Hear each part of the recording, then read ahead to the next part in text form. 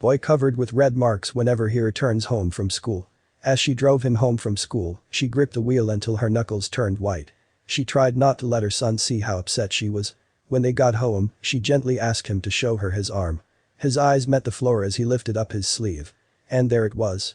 Plain as day. Whoever did this was going to pay. Tara Chavez had researched all the schools in the area of Phoenix before she had decided on Desert Cove Elementary. Her son Caden was a sensitive soul, and she wanted to make sure that he would be treated accordingly. With good size classes and a focus on children's well-being, Desert Cove Elementary seemed like the perfect fit. Tara felt satisfied that Desert Cove Elementary would be a good fit for her son, so she filled out the paperwork and promptly enrolled him. Little did she know, the school was about to do something that would make her sorely regret her decision and cause controversy online. It wouldn't be long before other parents were speaking out, too. After a full term at the school, everything seemed to be going swimmingly until it suddenly didn't. Little Caden excelled in his studies, made a lot of new friends and loved all his teachers. But, as Tara and her husband were about to find out, the teachers weren't the ones who they needed to keep an eye on. As usual, Tara picked Caden up from school. But when she saw his face, she knew that something was deeply wrong. Her thoughts immediately flew to bullying, and her blood began to boil. Regaining her composure, she cheerily asked Caden how his day had been. She had to get to the bottom of this, now. Caden replied with a tense fine and resumed gazing out the window. Tara gently asked if something had happened at school, but he didn't answer. Understanding that he didn't want to talk about it, she decided to give him space and continue with the conversation later with her husband. Then, she saw a jarring mark on his arm. Tara craned her neck over to try to see what was on her son's arm. At first, she thought it looked like dirt, but the closer she looked, the more she began to think otherwise. Whatever had made her son unhappy today was due to that mark, she just knew it. And she was about to be proven right.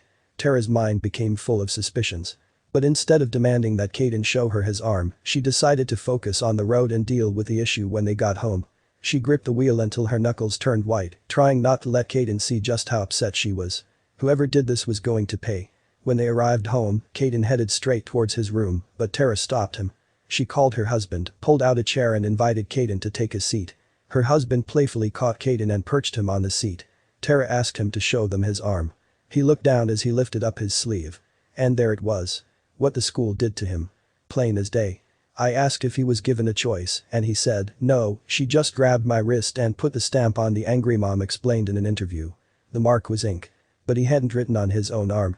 His father looked closer until he could make out the words that were stamped. He couldn't believe his eyes. Immediately, her husband took a picture of Caden's arm. He was screaming and crying the entire time, Tara said. He was humiliated, didn't even want me to take a picture of it. There, in thick blue capital letters, were the words lunch money stamped on her son's arm. But what was the meaning of this? And who had done it? Caden explained that it was the lunch lady. Apparently, she had felt the need to publicly shame him in front of the entire school. The more his parents heard, the angrier they became. The fact that her son felt so embarrassed by the stamp was the most concerning part. Why wouldn't the school send her a reminder via email if her son's account was running low? Angered, they posted this incident online. Was this right? It wasn't long before Tara's post about the stamp exploded online. It quickly racked up hundreds of comments and shares. And most parents were supportive, saying that Tara's anger was completely justified. Like, y'all couldn't send a note? Her friend asked. Y'all couldn't think for 2 seconds about the numerous references of branding someone as a stigma?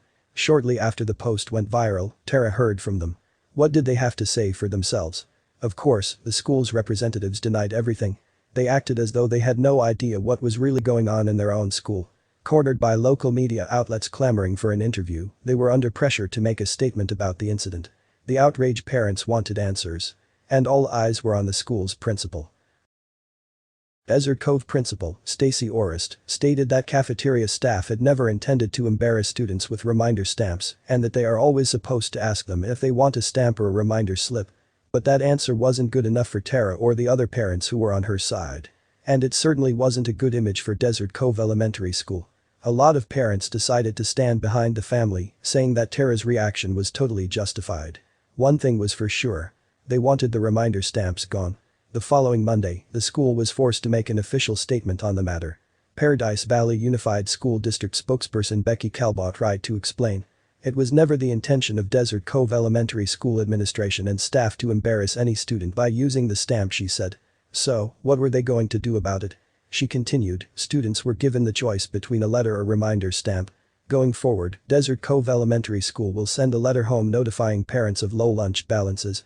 She also told the Phoenix New Times that Desert Cove will discontinue reminder stamps about low lunch money accounts. But this isn't the first time this has happened.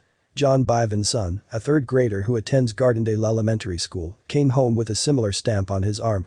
At first, John didn't think much of it. "I thought it was a good job stamp," he said.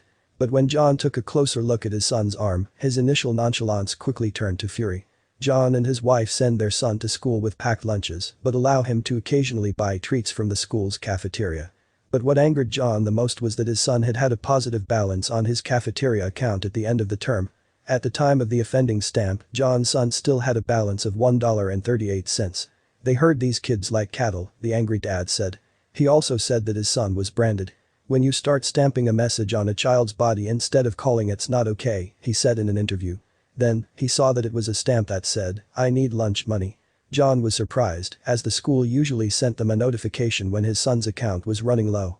And with this branding of children and causing them public humiliation in schools becoming more and more common, parents are becoming more outspoken on the matter. Joe continued.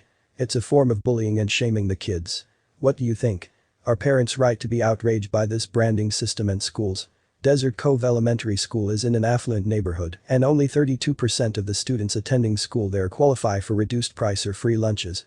It's easy to see why students whose accounts are running low could feel a great deal of shame and embarrassment when they are singled out like this in front of their peers.